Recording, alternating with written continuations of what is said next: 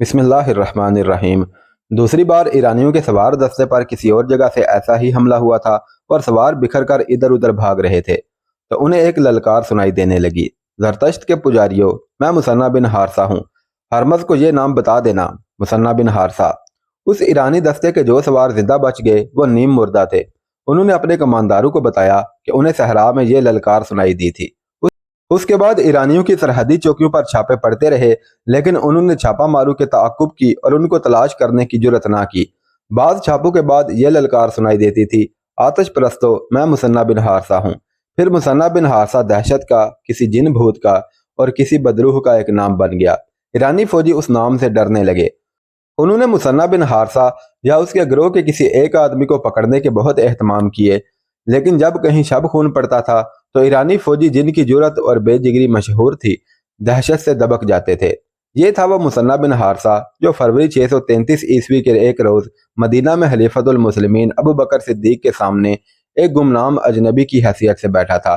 وہ جنوبی عراق کا رہنے والا اور اپنے قبیلے بنو بکر کا سردار تھا۔ تاریخ میں ایسا اشارہ کہیں بھی نہیں ملتا کہ اس نے کب اور کس طرح اسلام قبول کیا تھا۔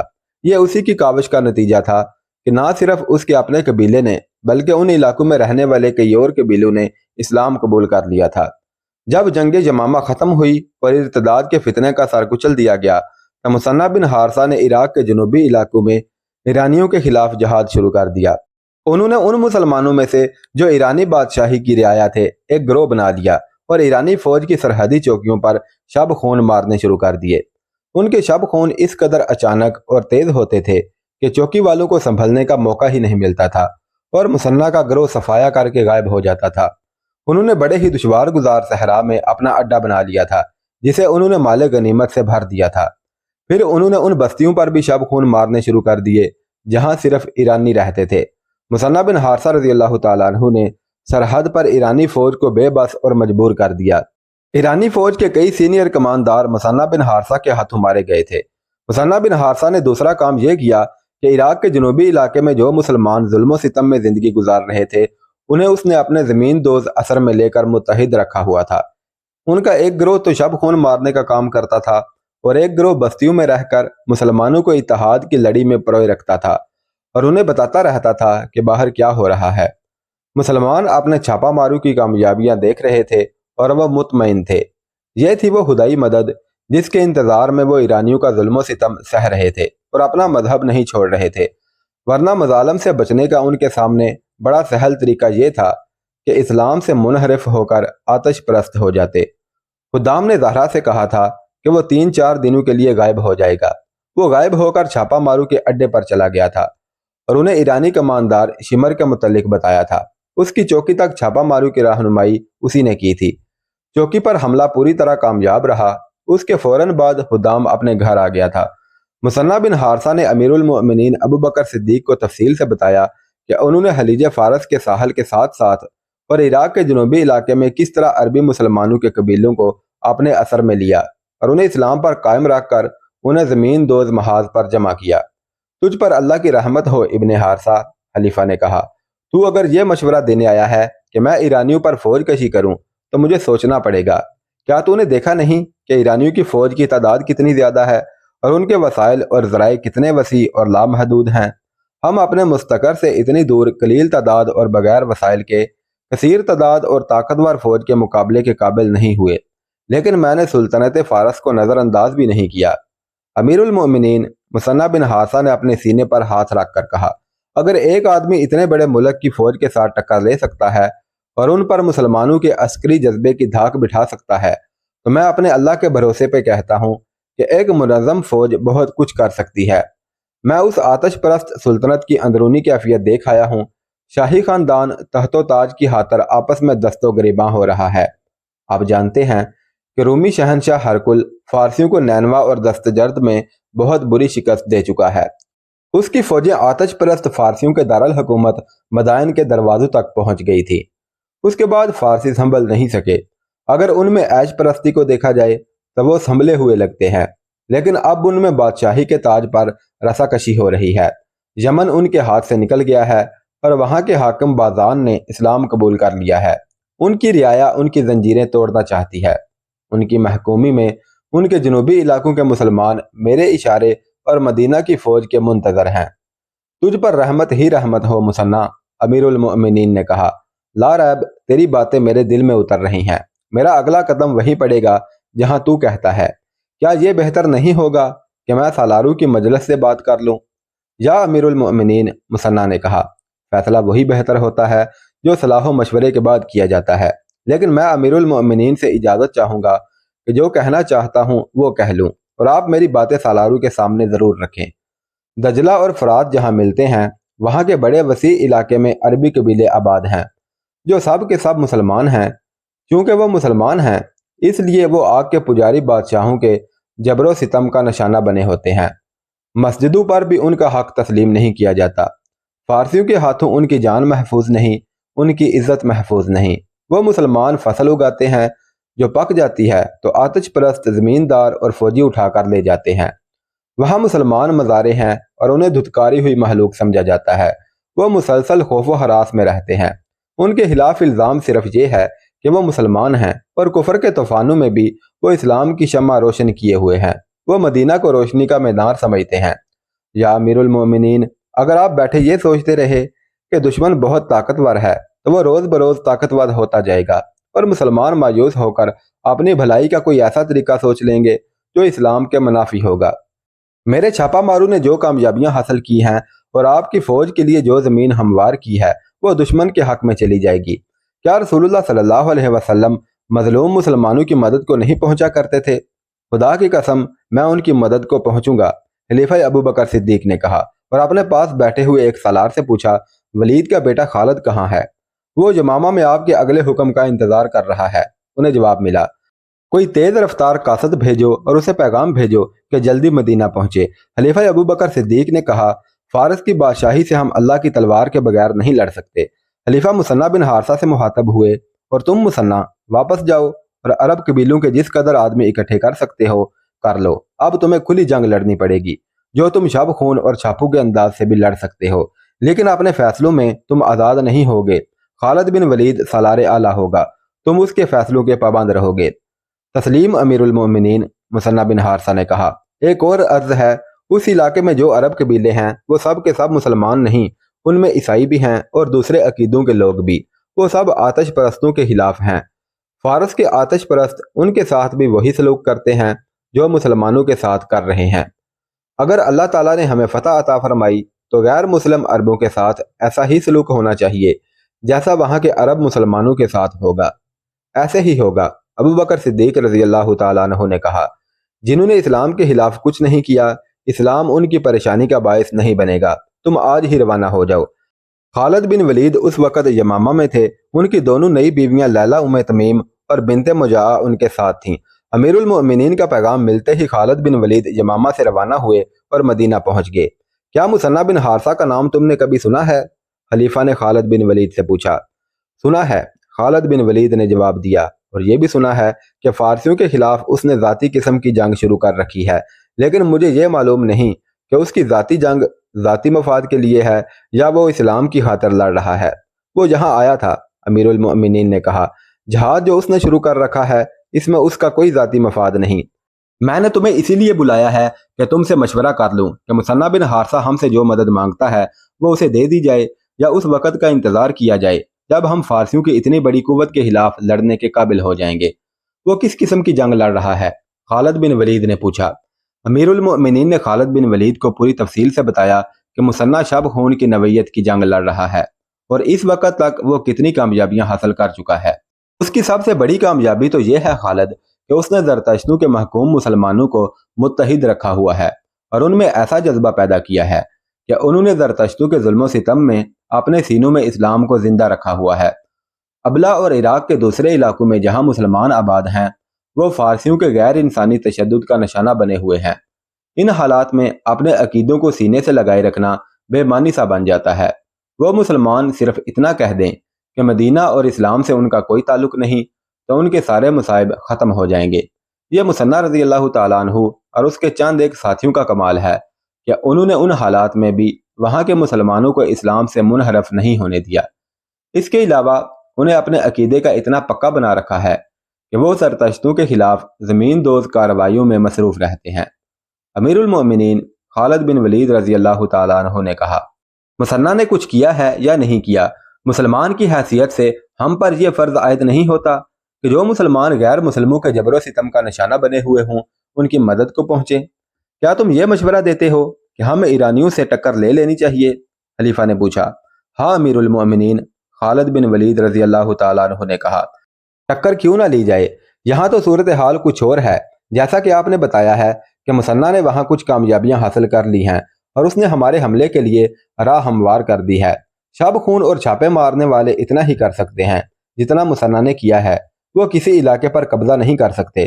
قبضہ کرنا منظم لشکر کا کام ہے، یہ کام ہمیں ہر قیمت پر کرنا چاہیے۔ اگر ہم نے مثنیٰ بن حارثہ کی کامیابیوں کو آگے نہ بڑھایا تو اس کے دو نقصان ہوں گے، ایک یہ کہ یہ کامیابیاں ضائع ہو جائیں گی، اور دوسرا یہ کہ زرتشت مثنیٰ بن حارثہ اور تمام مسلمانوں سے بہت برا انتقام لیں گے۔ اس کے علاوہ فارسی دلیر ہو جائیں گے، جیسا کہ مثنیٰ نے آپ کو بتایا ہے کہ اس نے ایرانیوں کو اس قدر نقصان پہنچایا ہے کہ ان کے حوصلے مجروح ہو گئے ہیں۔ اگر انہیں دم لینے کا موقع دے دیا گیا تو وہ اپنے محکوم مسلمانوں کو قتل کریں گے اور اس خطرے کو ختم کر کے وہ اس سرحدی علاقے کو پہلے سے زیادہ مضبوط کر لیں گے۔ اپنے علاقوں کو محفوظ کرنے کے لیے وہ اپنی سرحد کے باہر کے علاقوں پر بھی قابض ہو سکتے ہیں۔ اس خطرے سے محفوظ رہنے کی یہی ایک صورت ہے کہ ہم مثنیٰ کی مدد کو پہنچیں، اور بیشتر اس کے کہ زرتشت ہماری طرف بڑھیں، ہم انہیں ان کے اپنے علاقے سے بھی پیچھے ہٹنے پر مجبور کر دیں۔ خلیفہ ابوبکر صدیق نے خالد بن ولید کو یہ ہدایت دے کر رخصت کر دیا کہ وہ اپنے لشکر کو ساتھ لے کر عراق کی طرف پیش قدمی کریں۔ خالد، خلیفہ ابوبکر صدیق نے کہا، تمہارے لشکر میں زیادہ تعداد ان لوگوں کی ہے جو بڑے لمبے عرصے سے گھروں سے دور لڑ رہے ہیں۔ انہیں فارسیوں جیسے طاقتور دشمن کے خلاف لڑانا مجھے اچھا نہیں لگتا۔ میں کسی کو مجبور نہیں کروں گا۔ بہتر صورت یہ ہوگی کہ تم رضاکاروں کی ایک فوج بناؤ، اس میں ایسے آدمیوں کو رکھو جو مرتدین کے خلاف لڑ چکے ہیں۔ تمہارے ساتھ کچھ ایسے آدمی بھی ہوں گے جو مرتدین کے ساتھ تھے، شکست کھا کر انہوں نے اپنی حیثیت اسی میں سمجھی کہ وہ اسلامی لشکر میں شامل ہو جائیں۔ ایسے کسی آدمی کو اپنے لشکر میں نہ رکھنا، ہم بڑے طاقتور دشمن کو للکارنے جا رہے ہیں، اس لیے میں کوئی خطرہ مول نہیں لینا چاہتا۔ امیر المومنین خالد بن ولید نے پوچھا، کیا آپ مجھے یہ اجازت دے رہے ہیں کہ ان لوگوں کو اپنے لشکر سے نکال دوں؟ نکال دینا اور بات ہے ولید کے بیٹے، خلیفہ ابوبکر صدیق نے کہا، تم اپنے لشکر سے یہ کہنا کہ جو آدمی اپنے گھر کو جانا چاہتا ہے اسے جانے کی اجازت ہے، پھر دیکھنا تمہارے ساتھ کون رہتا ہے۔ اگر تمہارا لشکر بہت کم رہ گیا تو خلافت اس کی کمی کو کسی نہ کسی طرح پورا کرے گی۔ جاؤ ولید کے بیٹے، اللہ تمہارے ساتھ ہے۔ خلیفہ ابوبکر صدیق عزم اور ایمان کے پکے تھے۔ انہوں نے عراق پر حملے کا جو فیصلہ کیا تھا اس پر وہ ہر حال میں ہر قیمت پر پورا عمل کرنا چاہتے تھے۔ خالد بن ولید تو چاہتے ہی یہی تھے کہ انہیں لڑنے کا موقع ملتا رہے۔ انہوں نے خلیفہ کے ارادے کو اور زیادہ پختہ کر دیا۔ عراق کے اس علاقے میں جہاں دجلہ اور فرات ملتے ہیں مسلمانوں کی بستیاں تھیں۔ یہ مسلمان مجبوری اور مظلومیت کی زندگی گزار رہے تھے۔ اب وہاں کی صورتحال یہ ہو گئی کہ وہ پہلے کی طرح مظلوم اور مقہور رہے، جیسے وہ چلتی پھرتی لاشیں ہوں، لیکن ان کے گھروں میں ایسی سرگرمی شروع ہو گئی تھی کہ وہ چھپ چھپ کر برچیاں اور کمانے بنانے لگے۔ انہیں مثنیٰ بن حارثہ رضی اللہ تعالیٰ عنہ کی طرف سے جو پیغام ملتا تھا وہ سرگوشیوں میں گھر گھر پہنچ جاتا تھا۔ مثنیٰ کے چھاپا ماروں نے عراق کی سرحد سے دور ایک دشوار گزار علاقے میں اپنا اڈا بنا رکھا تھا۔ برچیاں اور تیر و کمان جو گھروں میں چوری چھپے تیار ہوتے تھے وہ رات کی تاریکی میں اس اڈے تک پہنچ جاتے تھے۔ بستیوں سے جوان آدمی غائب ہونے لگے۔ ایرانیوں کی سرحدی چوکیوں پر اور ان کے فوجی قافلوں پر مسلمانوں کے شب خون پہلے سے زیادہ ہو گئے۔ یہ مسلمان در پردہ ایک فوج کی صورت میں منظم ہو رہے تھے اور اس فوج کی نفری بڑھتی جا رہی تھی۔ یمامہ میں خالد بن ولید رضی اللہ تعالیٰ عنہ کی فوج میں صورتحال اس کے الٹ ہو گئی۔ خالد بن ولید نے جب اپنی فوج میں جا کر یہ اعلان کیا کہ جو کوئی اپنے گھر کو واپس جانا چاہتا ہے وہ جا سکتا ہے، تو اس کے 10,000 نفری کے لشکر میں صرف 2,000 آدمی رہ گئے۔ 8,000 آدمی مدینہ کو روانہ ہو گئے۔ خالد بن ولید نے خلیفہ کے نام پیغام لکھا کہ جس میں انہوں نے لکھا کہ ان کے پاس صرف 2,000 کی نفری رہ گئی ہے۔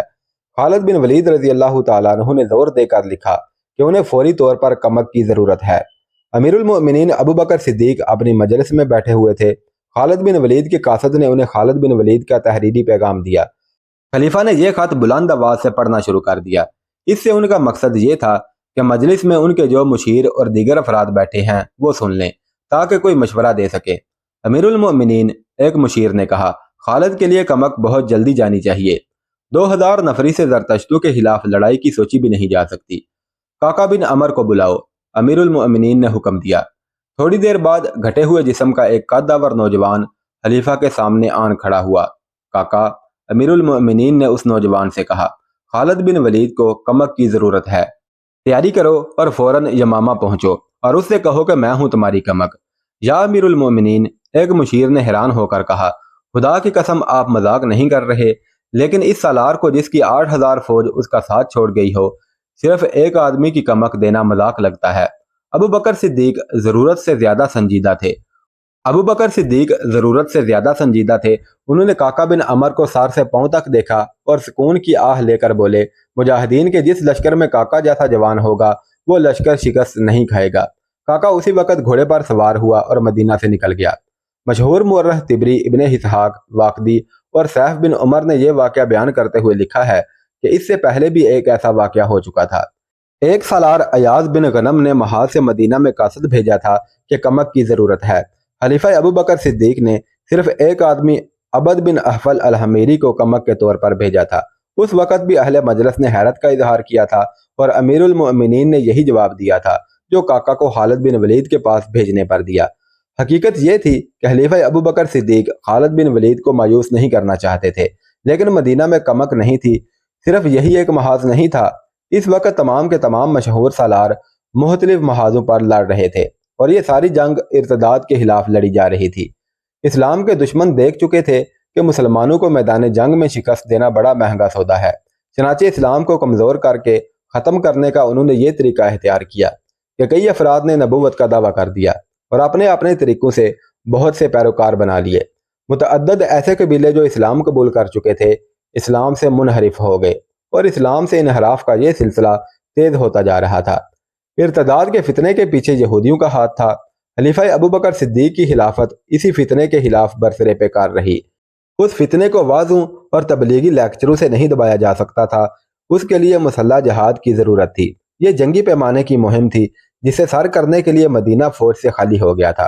کمزور محاذوں کو کمک دینے کے لیے دوسرے محاذوں سے فوج بھیجی جاتی تھی۔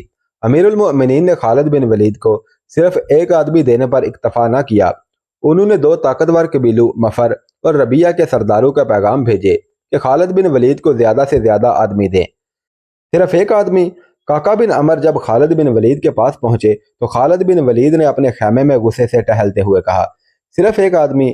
کیا میں نے امیر المؤمنین کو بتایا نہیں کہ میرے پاس صرف 2000 لڑنے والے رہ گئے ہیں، اور خلافت مجھ سے توقع رکھتی ہے کہ میں فارس کی اس فوج سے ٹکر لوں جو زیرہ میں ڈوبی ہوئی ہے؟ میرے سالار کاکا بن عمر رضی اللہ تعالیٰ عنہ نے کہا، میں 8000 کی کمی پوری نہیں کر سکتا، خدا کی قسم کوئی کمی رہنے بھی نہیں دوں گا۔ وقت آنے دیں جس رسول اللہ صلی اللہ علیہ وسلم کا کلمہ پڑھتا ہوں اس کی روح مقدس کے آگے تمہیں شرمسار نہیں ہونے دوں گا، میں یمامہ میں بیٹھا نہیں رہوں گا۔ خالد بن ولید نے ایسے کہا جیسے اپنے آپ سے باتیں کر رہے ہوں۔ مثنیٰ میرا انتظار کر رہا ہوگا، میں اسے اکیلا نہیں چھوڑوں گا۔ لیکن خالد خاموش ہو گئے۔ انہوں نے اوپر دیکھا اور سرگوشی میں کہا، خدائے ذوالجلال، میں نے تیرے نام کی قسم کھائی ہے، اپنے نام کی خاطر میری مدد کر، مجھے ہمت اور استقلال عطا فرما کہ میں اس آگ میں کود کر اسے ٹھنڈا کر دوں جس کی زرتشت عبادت کرتے ہیں۔ میں گواہی دیتا ہوں کہ تیرے سوا عبادت کے لائق کوئی نہیں اور محمد صلی اللہ علیہ وسلم تیرے رسول ہیں۔ کیا تو ہمت ہار رہا ہے ولید کے بیٹے؟ خالد بن ولید کی بیوی لیلا نے کہا، کیا تو نے نہیں کہا تھا کہ اللہ کی راہ میں لڑنے والوں کی اللہ مدد کرتا ہے؟ میں ہمت نہیں ہاروں گا۔ خالد بن ولید نے کہا، میں شکست کا عادی نہیں، اللہ مدد کرے گا۔ خدا کی قسم میں جاہ و جلال کا طلبگار نہیں، مجھے فارس کے بادشاہ کا تخت نہیں چاہیے، مجھے وہ زمین چاہیے جو اللہ کی ہے اور اس پر بسنے والے اللہ اور اس کے رسول صلی اللہ علیہ وسلم کے نام لیوا ہوں گے۔ وہ 2000 مجاہدین جو خالد بن ولید کے ساتھ رہ گئے تھے یمامہ کے ایک میدان میں خالد بن ولید کے ساتھ کھڑے تھے۔ خالد بن ولید گھوڑے پر سوار تھے۔ مجاہدین اسلام خالد بن ولید اس قلیل فوج سے بڑی بلند آواز سے مخاطب ہوئے، اللہ تعالیٰ نے ہمیں اسلام کا نام دور دور تک پہنچانے کے لیے چنا ہے۔ وہ جنہیں اپنے گھر اور اپنے مال و عیال عزیز تھے وہ چلے گئے ہیں، ہمیں ان سے گلہ نہیں، انہوں نے حق و خون کے راستوں پر ہمارا ساتھ دیا تھا، بڑے لمبے عرصے تک وہ ہمارے ہم سفر رہے اللہ انہیں جہاد کا صلہ عطا فرمائے۔ تم نے میرا ساتھ نہیں چھوڑا، اس کا اجر میں نہیں اللہ دے گا۔ ہم بہت ہی طاقتور دشمن پر حملہ کرنے جا رہے ہیں، مت دیکھو ہماری تعداد کتنی ہے۔ بدر کے میدان میں تم کتنے اور قریش کتنے تھے؟ احد میں بھی مسلمان تھوڑے تھے، میں اس وقت مسلمانوں کے دشمن قبیلے کا فرد تھا۔ تم میں بھی ایسے موجود ہیں جو قبول اسلام سے پہلے بدر کے میدان میں مسلمانوں کے خلاف لڑے تھے۔ کیا ہم نے کہا نہیں تھا کہ ان تھوڑے سے مسلمانوں کو ہم گھوڑوں کے سموں تلے کچل ڈالیں گے؟ کیا تمہیں یاد نہیں کہ ہم جو تعداد میں بہت زیادہ تھے ان کے ہاتھوں پسپا ہوئے تھے جو تعداد میں بہت تھوڑے تھے؟ کیوں ایسا کیوں ہوا تھا؟ اس لیے کہ مسلمان حق پر تھے اور اللہ حق پرستوں کے ساتھ ہوتا ہے۔ آج تم حق پرست ہو۔ خالد بن ولید رضی اللہ تعالیٰ عنہ کے ہاتھ میں ایک کاغذ تھا جو انہوں نے کھول کر اپنے سامنے کیا۔ امیر المؤمنین نے ہمارے نام ایک پیغام بھیجا ہے۔ انہوں نے لکھا ہے کہ میں خالد بن ولید کو فارسیوں کے خلاف جنگ لڑنے کے لیے بھیج رہا ہوں۔ تم سب خالد بن ولید کی قیادت میں اس وقت تک جنگ جاری رکھو جب تک تمہیں خلافت کی طرف سے حکم نہیں ملتا۔ خالد کا ساتھ نہ چھوڑنا اور دشمن کتنا ہی طاقتور کیوں نہ ہو بزدلی نہ دکھانا۔ تم ان میں سے ہو جنہوں نے اس اجازت کے باوجود کہ جو گھروں کو جانا چاہتے ہیں جا سکتے ہیں، اللہ کی تلوار کا ساتھ نہیں چھوڑا۔ تم نے اپنے لیے وہ راستہ منتخب کیا ہے جو اللہ کی راہ کہلاتا ہے۔ تصور میں لاؤ اس ثواب عظیم کو جو اللہ کی راہ پر چلنے والوں کو ملتا ہے۔ اللہ تمہارا حامی و ناصر ہو، تمہاری کمی وہی پوری کرے گا۔ اسی کی رضا اور خوشنودی کے طلبگار رہو۔ ایک مورخ ازدی نے اس خط کا پورا متن اپنی تاریخ میں دیا ہے۔ معلوم نہیں ابن خلدون اور ابن اثیر نے جن کی تحریریں مستند مانی جاتی ہیں اس خط کا ذکر کیوں نہیں کیا۔ ان 2000 مجاہدین کو کسی واز کی یا اشتعال انگیزی کی ضرورت نہیں تھی، یہ تو رضاکارانہ طور پر خالد بن ولید کے ساتھ رہ گئے تھے۔ ان میں بیشتر ایسے تھے جنہوں نے رسول کریم صلی اللہ علیہ وسلم کے دست مبارک پر بیعت کی اور اسلام قبول کیا اور آپ کی قیادت میں لڑائیاں لڑی تھیں۔ حضور اکرم صلی اللہ علیہ وسلم کے وصال کے بعد وہ یوں محسوس کرتے جیسے آپ صلی اللہ علیہ وسلم کی روح مقدس ان کی قیادت کر رہی ہو۔